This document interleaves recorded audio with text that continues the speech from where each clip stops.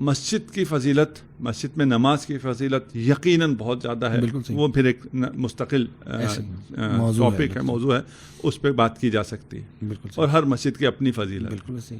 رمضان میں مسجد میں جانا بہت افضل ہے. بالکل صحیح. لیکن معمولاً یہ بات نہیں بتائی جاتی ہے کہ افطار مسجد میں نہیں، گھر میں کرنا چاہیے. ماشاء اللہ. صحیح. تو جو بزرگ یا جو مسجد میں جو فعال لوگ ہیں وہ یہ جو کرٹیسائز کر رہے ہوں کہ تم افطار کیوں نہیں کرتے ہو، اچھا گھر مسجد میں افطار کیوں نہیں کرتے ہو، یہاں افطار لے کے آؤ، یہاں بیٹھ کے افطار کرو.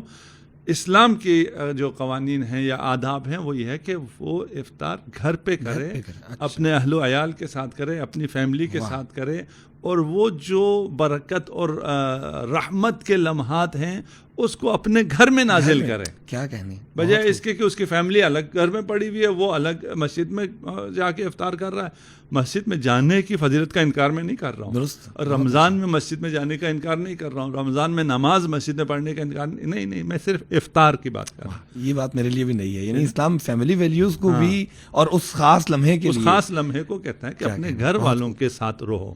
بہت افطار اپنے گھر والوں کے ساتھ کرو، اور ان برکات اور ان رحمات کو اپنے گھر میں نازل کرو. اگر آپ فیملی کے سربراہ ہیں تو آپ کا فرض بنتا ہے اس وقت برکت کو نازل کرنا. برکت کا مطلب ہم نے عرض کیا، شاید آدی ٹی وی کے دوسرے پروگرام میں عرض کیا، فیوزات الہی کو اتنا سمیٹنا جو آپ کی سمجھ میں ہی نہ آ سکے کہ کس طرح آیا، کہاں سے آیا، کدھر سے ملا.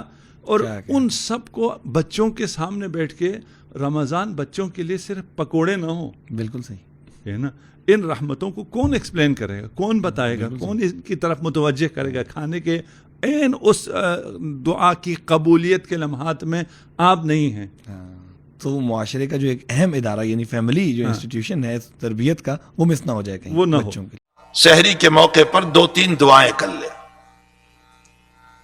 وہ دعائیں ضرور کر لیا کرے سحری کے موقع پر. ایک دعا تو یہ کرے کہ اللہ، میں آج کا جو روزہ شروع کر رہا ہوں اور تو نے اس روزے پر وعدہ کیا ہے کہ میں باب الریان سے قیامت میں داخل کروں گا، اے اللہ میرے اس روزے کو قبول کر کے مجھے باب الریان سے داخل کرنے کا فیصلہ کر دے. اللہ سے ایک دعا تو سحری میں یہ کر لے. دوسری دعا سحری کھاتے ہوئے یا سحری کے بعد یہ کر لے کہ اللہ، میں آج روزہ رکھ رہا ہوں اور تو نے یوں کہا ہے کہ روزے دار کی منہ کی بدبو وہ مجھے مشک سے زیادہ پسندیدہ ہے. اے اللہ میرے منہ کی بدبو کو تو اپنے نزدیک پسندیدہ بنا دے. تیسری دعا کر لے کہ اللہ تو نے اس روزے پر بڑی فضیلتیں بیان فرمائی ہے کہ قیامت کے دن میں ہی بدلہ دینے والا ہوں روزے کا. یہ مخصوص قسم کا بدلہ ہوگا جو اللہ اپنے بندوں کو عطا کرنے والا ہے. تو اے رب کریم، یہ جتنی فضیلتیں تو روزے دار کو دینے والا ہے، میرے آج کے اس روزے سے تو مجھے عطا فرما. یہ 2-3 دعائیں یاد رہی. ان 2-3 دعاؤں کا روزانہ اہتمام کر لے. اور افطاری کے موقع پر 2 دعاؤں کا اہتمام کر لے. پہلی دعا، اے اللہ میرا آج کا روزہ تو قبول کر لے. میں نے جو روزہ رکھا ہے تو اس کو قبول کر لے. اگرچہ میں اس کا مستحق نہیں ہوں لیکن محتاج ہوں. مستحق ہونا اور بات ہے. مستحق تو وہ ہو سکتا ہے جو اللہ کے شرائط کے مطابق روزہ رکھے. کون ہے جس نے اللہ کے شرائط کے مطابق روزہ رکھا ہو؟ اس لیے اللہ میں مستحق تو نہیں ہوں، میں محتاج ہوں. تو میرے آج کے اس روزے کو قبول کر لے، اس لیے کہ اللہ روزہ رکھنے کی جو قوت ہے وہ بھی تو نے ہی عطا فرمائی ہے، ورنہ میری ہمت کہاں کہ میں روزہ رکھ پاتا. شوگر کا مریض، پریشر کا مریض، کہاں میں روزہ رکھ پاتا.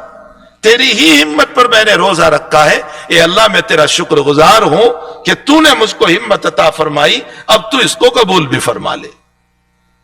اور دوسرا، روزے کے افطاری کے موقع پر ایک تو اس کا شکریہ اور دوسرا استغفار.